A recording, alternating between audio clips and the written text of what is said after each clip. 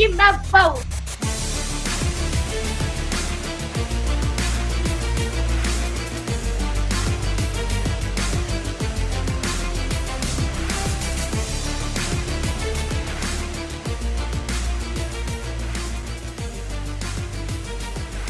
Court is in session with Ryan in Sacktown on If You Don't Like That.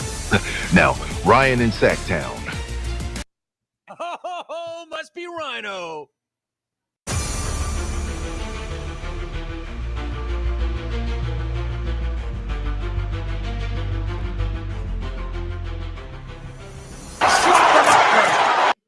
What up, y'all? Saturday night, Kings basketball. Can't ask for much more than that. Looking to get back to 500. By the way, we come to air with some news. Check this out.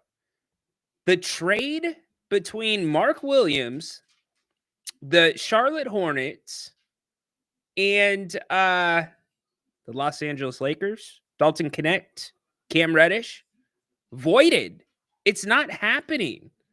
Apparently, something went wrong.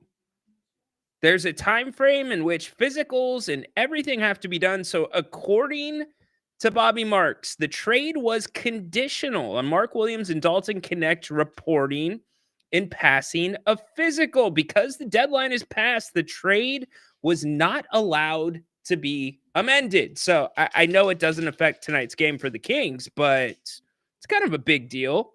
I think that was a little bit of a big piece the Lakers were trying to get at the deadline. So what's that mean? But more importantly, can the Kings light the beam? It's been a minute since we've seen the beam. Hoping we can get that tonight. We've got full coverage of it for you, and we're going to get you ready for here about 7 o'clock, 7:07 if you want to be exact for the tip-off. We've got full coverage, though, all night long. Jerry will be joining me at halftime. Grant is going to be on rest management again at halftime. Hopefully we will have him for the post-game show. But let's get into it. Your calls. We'll talk about schemes. We'll talk about the Pelicans because this is a little bit of a different Pelicans team than you saw last time, and it's definitely not the Pelicans team that was supposed to be in training camp. We hit it on the other side. Welcome in to the pregame show. Grant and Ryan, break it down. It's Sacktown, we're the crown. Needs to be more aggressive on the offensive end, but this is the kind of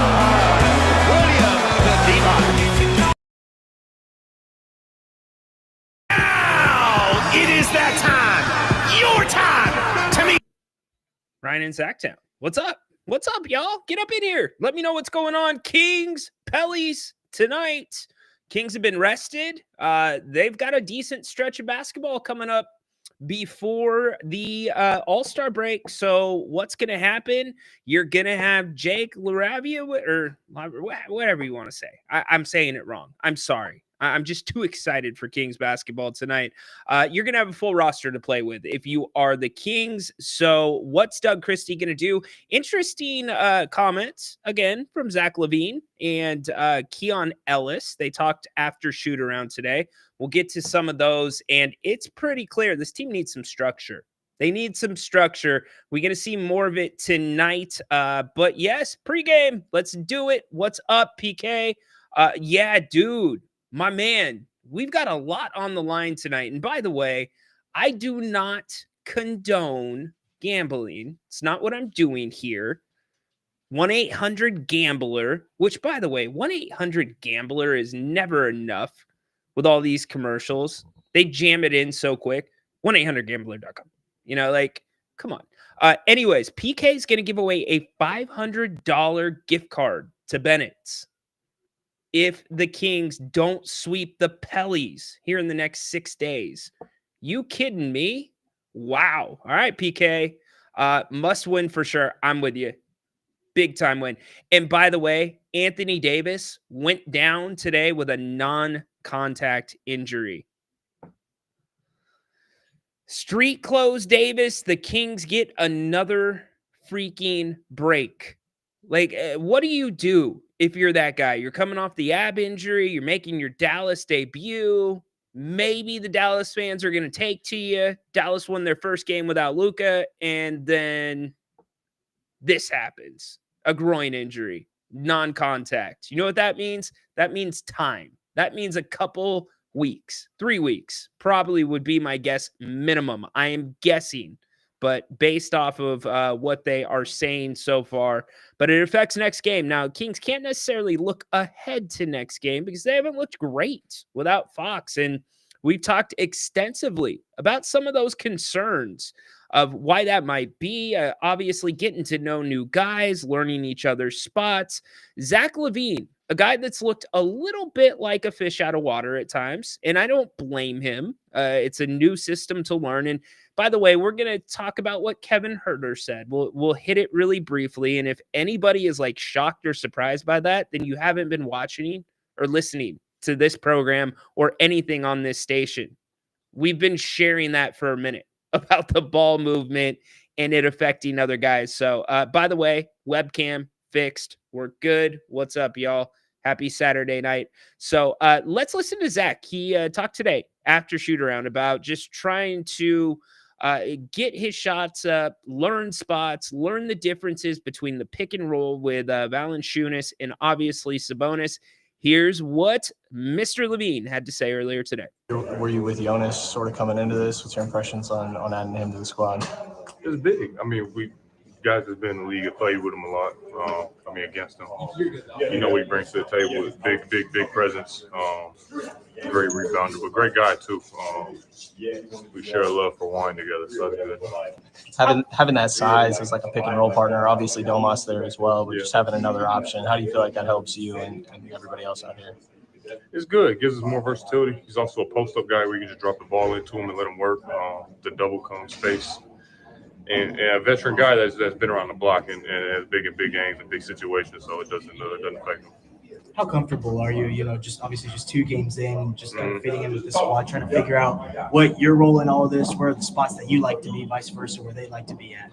Yeah, I mean, I think you obviously want to go out there and try to win as much as possible, and that's what we're trying to do, especially right now in the West before the All-Star break. But it takes time, but you go out there, compete, try to figure it out on the way, and it's just basketball at the end of the day, so I'm okay. What are your early impressions of this offense and just kind of what's the learning curves for you? Just like you said, just figuring out your spots. Obviously be aggressive and do what they brought me here to do.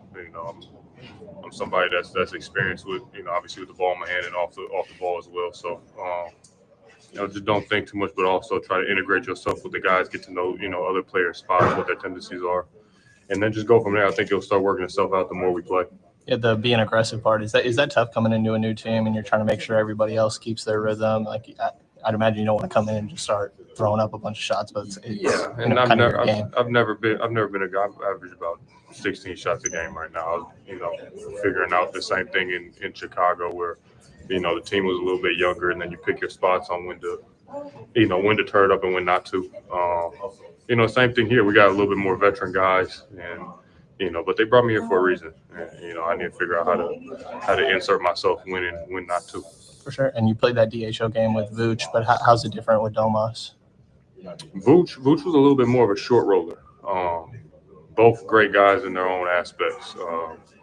Domas will set and hold his screens and roll forcefully to the rim. So, you take a couple extra dribbles, let the big decide.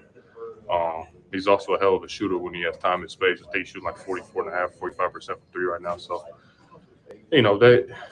they're both great players, obviously, and I'm trying to figure out the best way to work with Domas, but he'll fire that ball to you.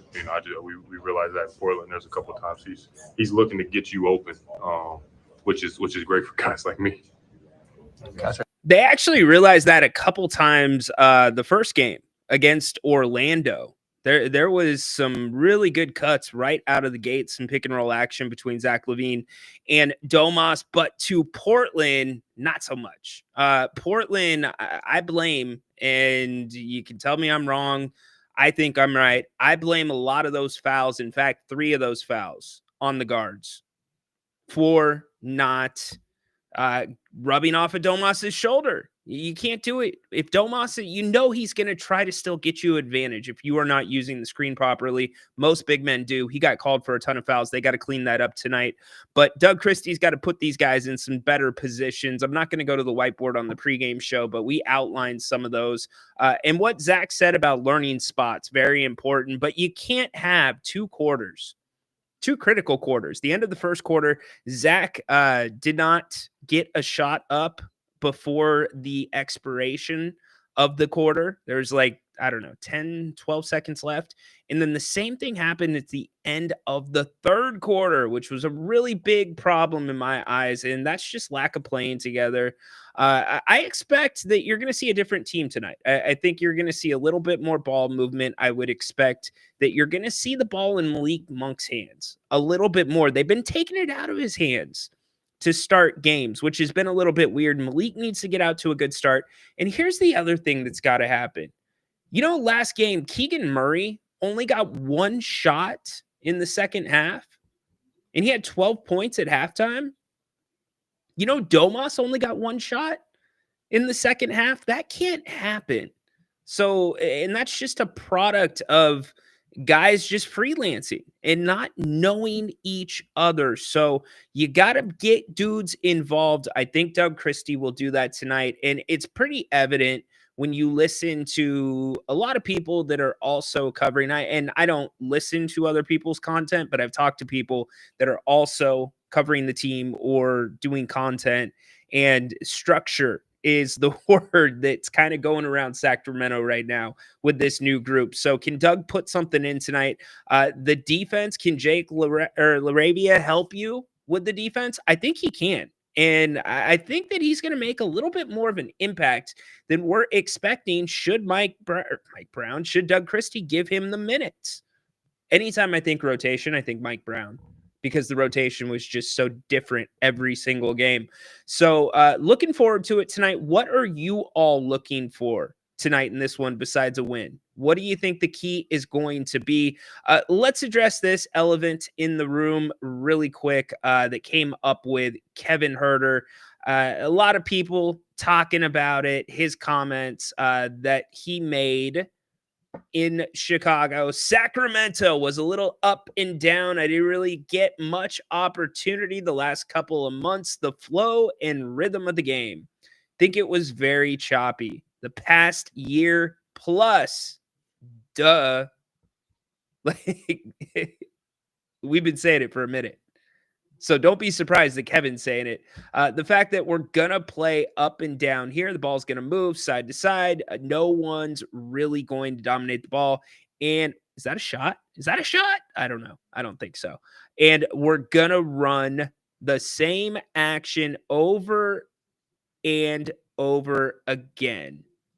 So clearly some shots across the bow from Kevin Huerter. And I don't blame him. Look, who cares? He's right. He's absolutely right. Would you learn to talk like this?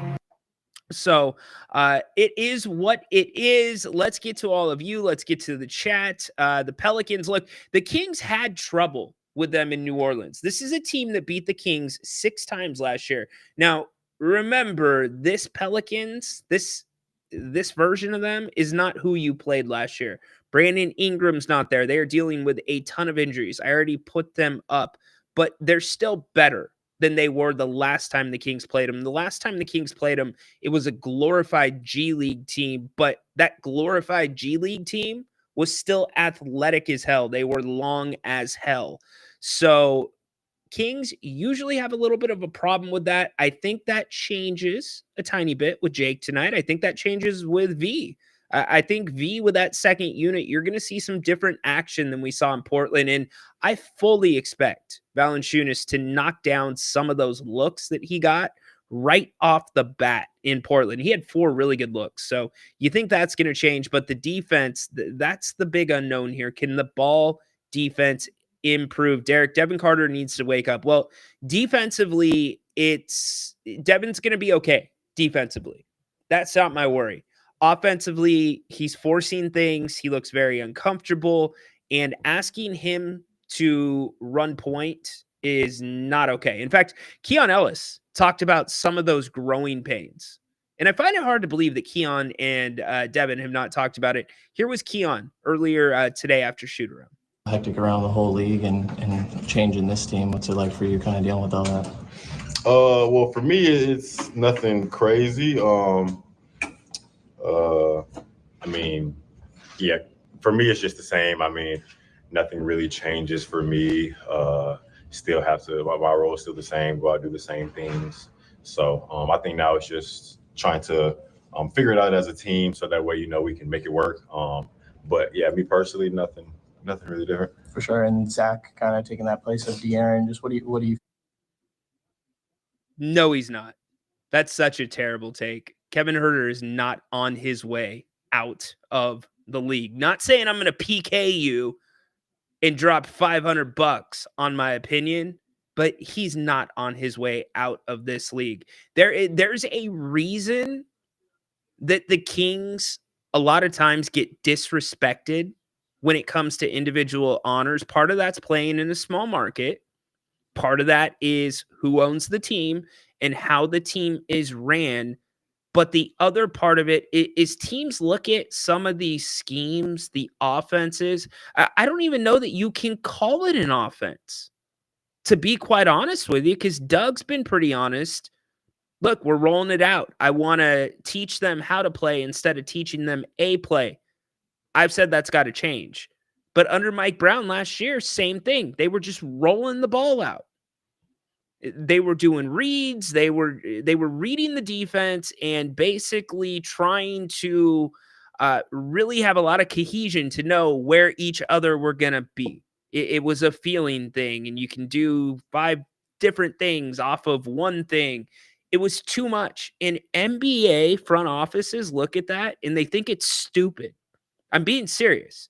They think it is idiotic. So when you have a guy putting up really big numbers, they're going to say, well, it's because they're doing this wacky system. When you have guys not putting up numbers, they're going to say, well, look at what they're doing. Like, how could you thrive in that environment? And I think Kevin's comments were kind of towards that end. So what you saw here from Kevin Huerter is not representative, in my opinion, of his abilities to still play in the NBA. I think that's crazy, Helicopter. It's weird to say helicopter sweep. Anyways, back to Keon. Feel like he brings to this team? Well, I think his name speaks for itself. I mean, we know how well he can shoot it, score it in general, shoot it, his athleticism. And then I think the effort he gives on the defensive end kind of goes unnoticed a little bit as well too. So I definitely think he's a great piece for us. And, you know, once we really get to clicking, I think it'll be good for us. Adding Jonas to that second group, you know, a little bit of a post scorer, kind of atypical in today's NBA. Just how much do you feel like he helps that second group? A lot, man. I mean, I love him. Big body like that. Definitely great for the second unit. I mean, for what he brings, you know, he has more toughness and everything. So, and, you know, his connection that he already has with Domas. And I think he'll be a great piece to our. Hold up. Let's bring it in really quick. Bring it in. We're going full screen. Bring it in. PK and everybody else that's saying this in the chat. I am not excusing guys missing open shots. You are a professional, especially if you are somebody that's a 3-point shooter, a specialist. You got to knock it down more times than not if you're open. But what I am saying, and the sample sizes and the eyeball test tell you this, look at the games the Kings have been best offensively. The ball is swinging around the horn. Everybody's touching it. Doesn't mean that everybody's shooting it, but everybody's touching it. When everybody's touching it, that's usually when most everybody is shooting the ball well, PK, and everybody else. It makes a difference. You got to draw a line between them being professionals and not making open shots, and you also have to look at the circumstances. And I said it the other day. I'll say it again. We're going to have a much bigger conversation when it's the right time about everything that's happened over the last year and a half. Now is not the right time. This team is in a 5 to 10 game span, sample size, run, whatever you want to call it, that could really decide where they're going to end up, whether it's going to be the lottery or whether they might be a playoff team, most likely a play-in team. So it's not really worth doing it right now. We will, though. It's just like, how do I liken it to? It's like bringing somebody off the bench in football that's been standing on the sidelines for 75% of the game. You might be running up and down the court in basketball, but if you are not really being involved in the game, it makes making a wide open shot that much harder. And just the mental part of it alone, it makes you think. It's one of the few times you might touch the ball. You know you have to make it. And those guys have to navigate those things, but you have to realize that part of the way this team had been playing, there is a reason the three-point numbers dropped. Go watch the ball movement, the Beam team year.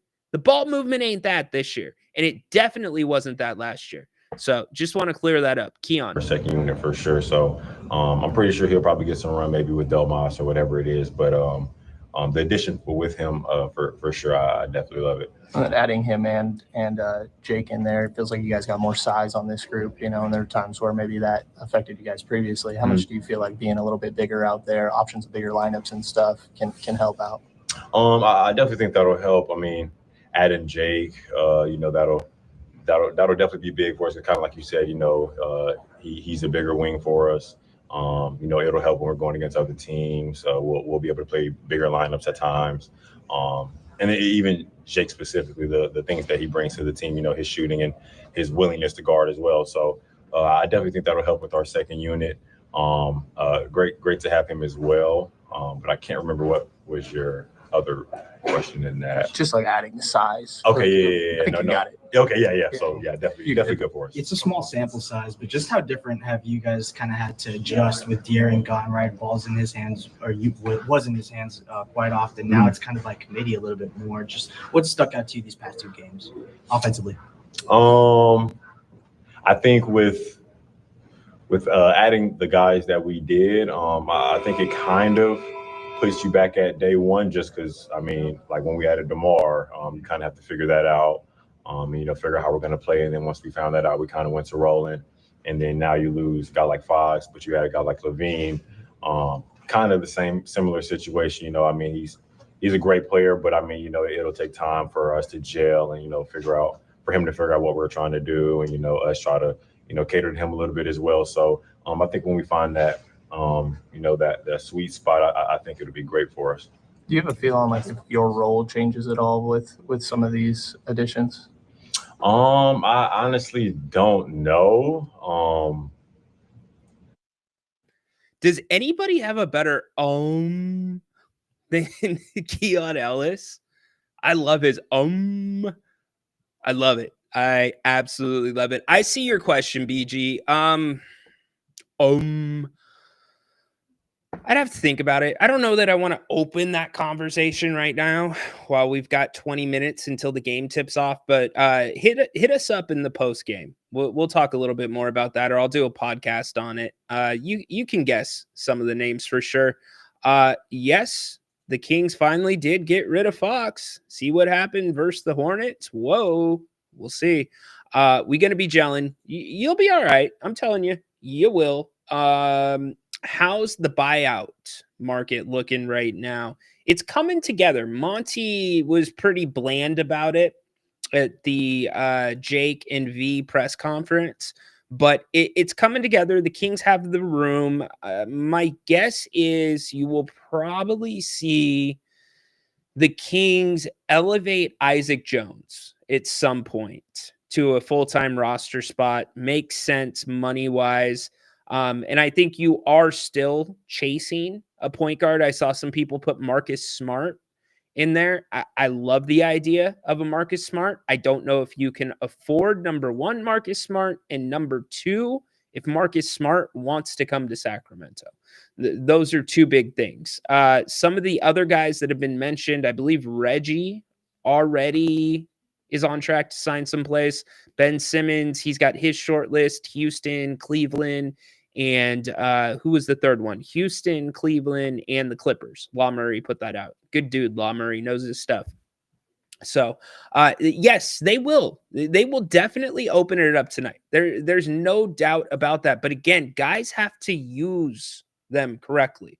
When they're not using those screens, when they're rejecting those screens, it really causes a little bit of an issue both with spacing, and then you get like these awkward kind of possessions where Sabonis doesn't necessarily know where to go because he's not familiar with LaVine. And here's the thing: when you're playing with those guys, there's going to be times that you slip the screen if you're Sabonis. There's going to be times that you reject the screen if you're Monk, if you are LaVine. But those are like the 1 in every 10 plays. And with Malik, I love the snake dribble, but I think the snake dribble is becoming a little bit too regular. The snake is almost becoming the move rather than a hard rush to the hoop unless he's dishing it to Domas. So I'd like to see Malik kind of hang off that snake, use it as a change of pace. But yeah, I think they'll open up room. But movement, again, we saw too many guys just standing around last game.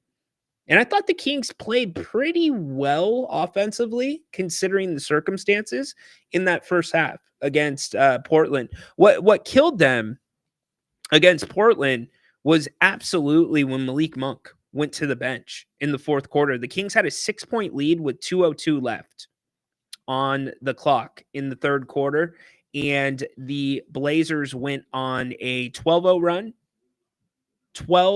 run without Malik on the floor.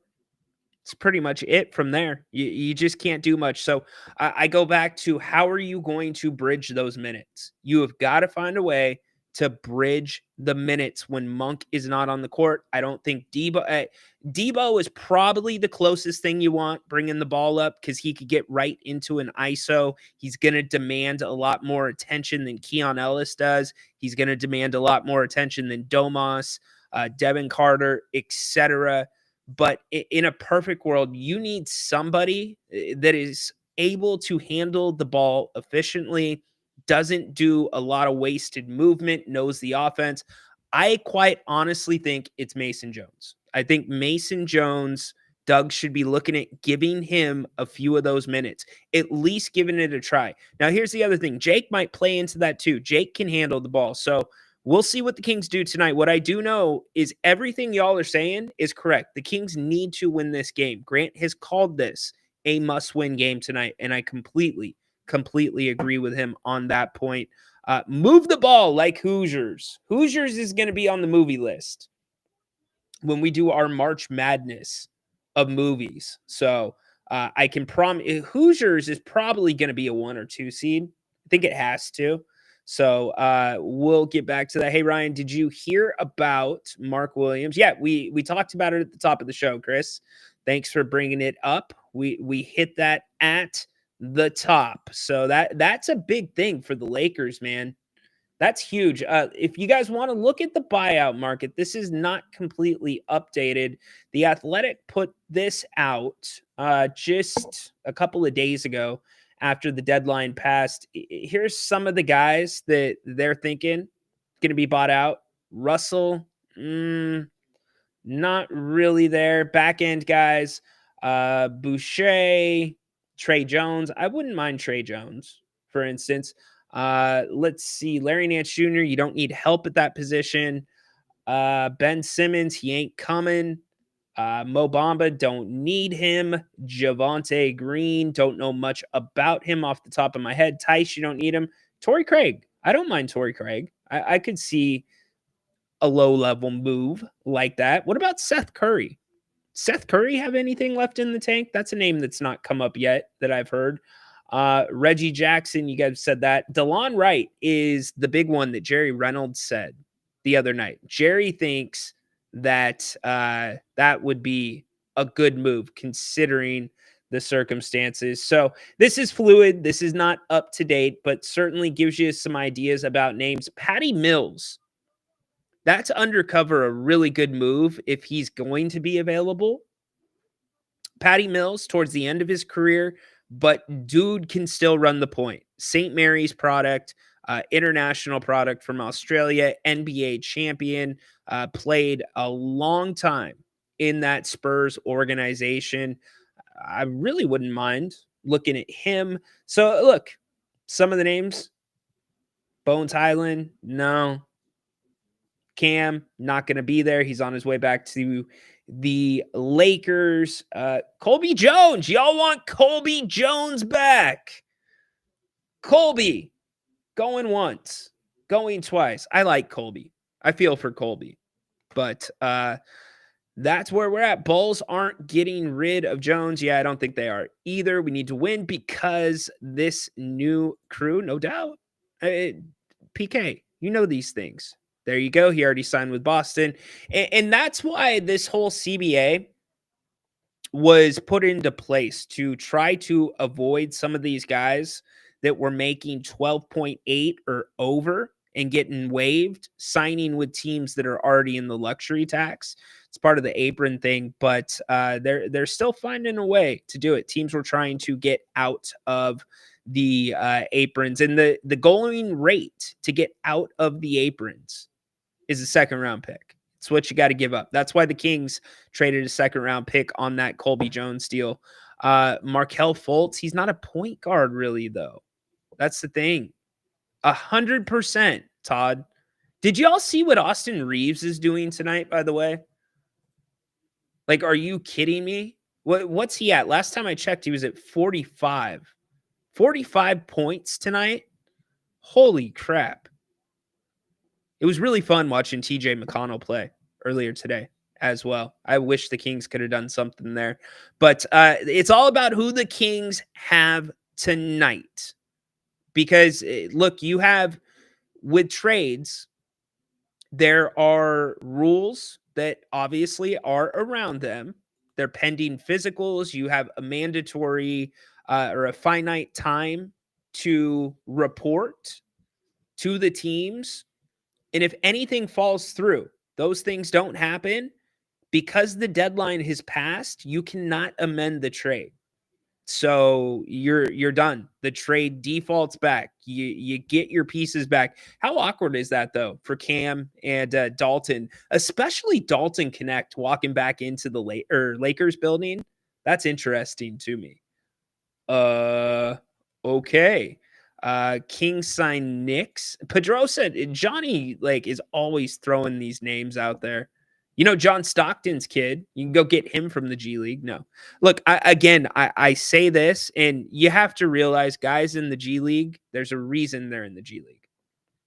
So the jump up, let's put it this way. Devin Carter, look at what he did in his first 2 games in the G League with not playing basketball since the Big East tournament.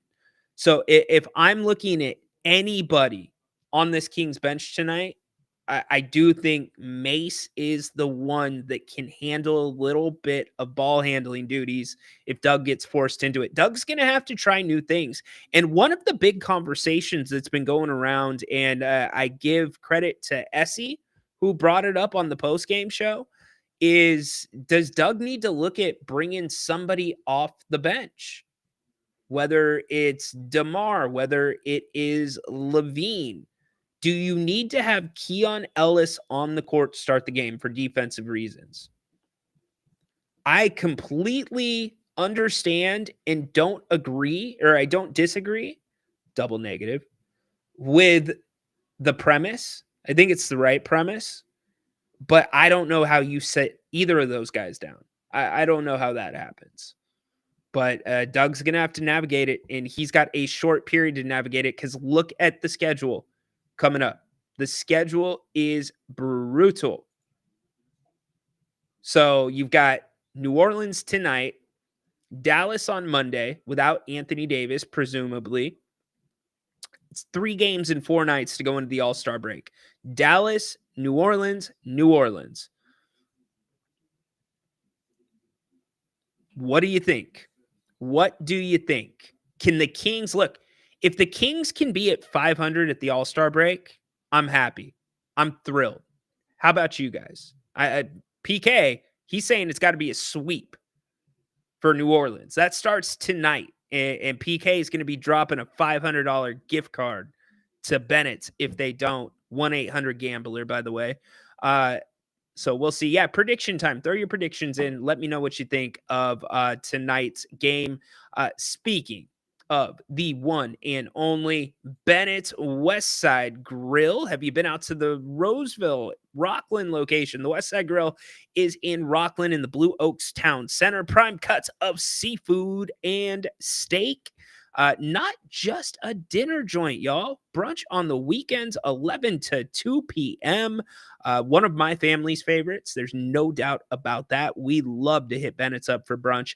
If you are a fan of mimosas, you can get a bottle of champagne, 2 entrees for under $50 for brunch. Not a fan of brunch? No worry. Prime rib on the weekends, 3 p.m. to closing.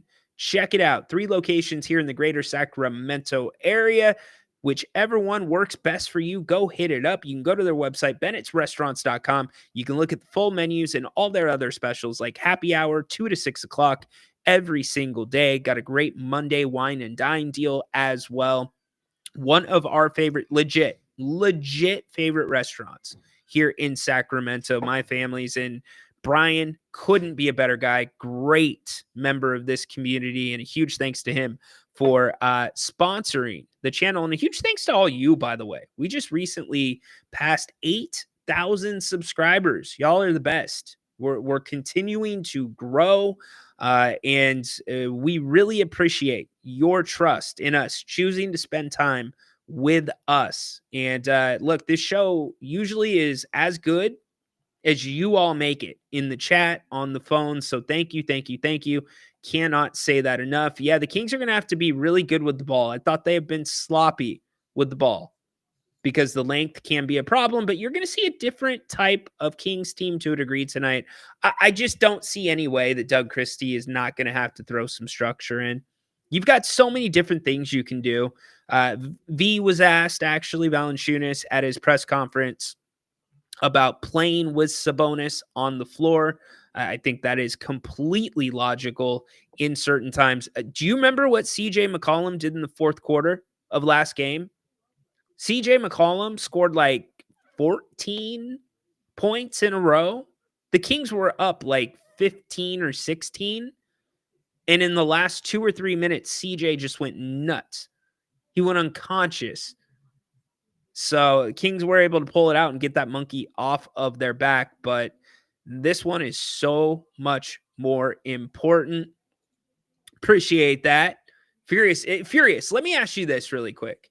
Are you rooting for a Kings win or a loss tonight? Honestly, that's $500 to Bennett. That's crazy. What's everybody doing for the Super Bowl tomorrow, by the way? Anybody betting the octopus? How about the scoregami? Anybody get the odds on those for tomorrow's game? It's going to be fun. Super Bowl. Good game. Hard to go against Patrick Mahomes. That is for sure. You know, Jerry Reynolds, he's going to be dialed in. He is a massive Chiefs fan. Let's let Keon finish up what he had to say earlier. I don't know. But I mean, if it does, I'll be ready for it. That's kind of my job anyway, just to be ready for anything. But at least now, like, I just kind of go out there with the same mindset of whatever the role that I have now. So I don't really trip on, if my role is going to change or if it needs to change or whatever it is. I just kind of go out and try to help the team in the best way I can. So that's just a nightly thing for me. And then Devin's only in his 15th game. It feels like he's kind of following a similar trajectory that you were on, trying to adjust to being a little bit more of a point guard. Just kind of curious your impressions on how he's been adjusting and if you talked to him at all throughout the process. Haven't really talked to him about it, but I mean, yeah, in that process, I mean, it's just something that you get over time. I mean, those things take time. It's a different adjustment level from college, but with more reps you get, the mistakes are going to come with it. You just kind of have to know that that's a part of it, and just try to learn from those and just try to be better. So same with me in the process that I had, regardless of to whatever the situation was, just try to learn from, either my mistakes or others' mistakes and try to not go out and do the same ones. But just try to learn as much as I can and All right, what's your final scores? Which way you going? One thing that's going to be important tonight, somebody put it in. Good job by you, whoever did it. Running guys off the three-point line. The Kings, I was praising this team 2 weeks ago while they were on their win streak for how the percentages had come down in terms of three-point attempts to their opponents and also the percentage allowed. It's 29th and 30th, respectfully now. So in the last 7, I think it's 7 games. So it's got to be better. The Kings got to get out and run. They got to find a way to hustle, whether it's shorter rotations. I know Keon has been coming in like about 6 minutes in, maybe about 5.5, 6 minutes in for Zach LaVine. Doug Christie's got a different deck to play with, and I think he's got to play a whole different game tonight with it. So we will see what he does. Appreciate it. Thank you very much. We're here all night. Jerry's going to join me at halftime. We'll get his quick take on the Super Bowl. We know which way he is going to be going. That is for sure. I just have a feeling, and I don't usually like doing this. I usually don't like give you a prediction because I don't want to jinx it here on the pregame show. I'll tell you like whether I'm feeling good about a game or not. I just feel like the Kings are ready to explode. And I'm not saying they're going to go on a 5-game win streak, but offensively, I feel like they're going to have an explosion tonight. I think they will. And that goes back to making sure that you are keeping everybody involved. Doesn't mean everybody has to shoot. Keep everybody involved. Also, communication. Their communication on their pick and roll defense has been horrendous. Learning new teammates, I get it. Also, positioning on that 2-3 zone has been a little bit questionable as well. So I'll be looking to see if Doug makes any adjustments with that now that you got V in the middle. In fact, that middle guy in the 2-3, I want him coming up a little bit higher. You can let the guards roam that baseline on the bottom. Bring the middle guy up higher and take away that big gap. And I know the middle is where you beat a zone, but I would like to see the Kings do a little bit of that tonight. I do think, though, that they get off of it, and at the very least, they're going to score tonight. And I think Keegan Murray, he has been just right there on the fringe of going off. I think he's going to have a big game. I keep saying that. I really like what I've been hearing in terms of what he's been doing, his confidence. So we will see here in just a couple minutes. Remember, we are back all night long. Jerry joins me at halftime. Grant is supposed to be here, assuming that the doctor does not pull him off the field, says you can't play tonight. Grant is planning to be here post-game. We'll take your calls and make sure we always have fun with Jerry. When Grant's not here at halftime, I run a little bit of a different halftime show than Grant does. So it'll be a good time. Really quick, NBA scores. Warriors down 3 right now to the Bulls, 93-90. 147 left in the third quarter there. Going into the fourth quarter, Thunder 104-83 over the Grizzlies. Blazers up 1 on the T-Wolves. 9:35 left in the fourth quarter, 86-85.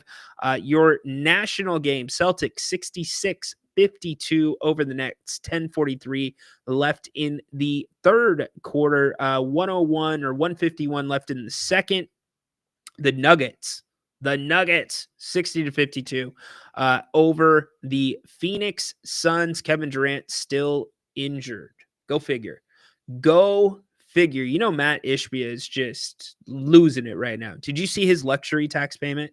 It's something like 64 million. Oh my gosh. Anyways, all right, we're gonna get you out. Let's have a fun one. Kings, get it done. Stockton's playing, by the way. Did Stockton finish the job? Our boys in Stockton, let's see if they finished the job. They started earlier than the Kings. They did not. They lost 125-120 to the Iowa Wolves. So the Kings will make up for that tonight. We'll make up for it now. The old Carl Lewis right there. Any more scores to put up? I don't see any. You guys talking about Curry. You guys talking about a lot of talk still about the Spurs and Fox. Let it go. Let it go. All right. Let's go. Kings, Pelicans. You got to get this one. Got to get this one. Get back to 500. Make it a good flight to Dallas. Let's get it. Halftime, right back here. Jerry Reynolds joins me. Should be fun. If you're at the game, make some noise. I expect to see a lot more hustle than what we saw last game against Orlando. There is no way a Doug Christie team's going to let that happen 2 times in a row on their home court, but it's not going to be easy. This Pelicans team is long. They are talented regardless of them missing some very important pieces. That's it for us. We will see you at the half with the one and only Mr. Jerry Reynolds. Looking forward to it. Enjoy the first 24 minutes of Kings basketball. We'll see you in about an hour.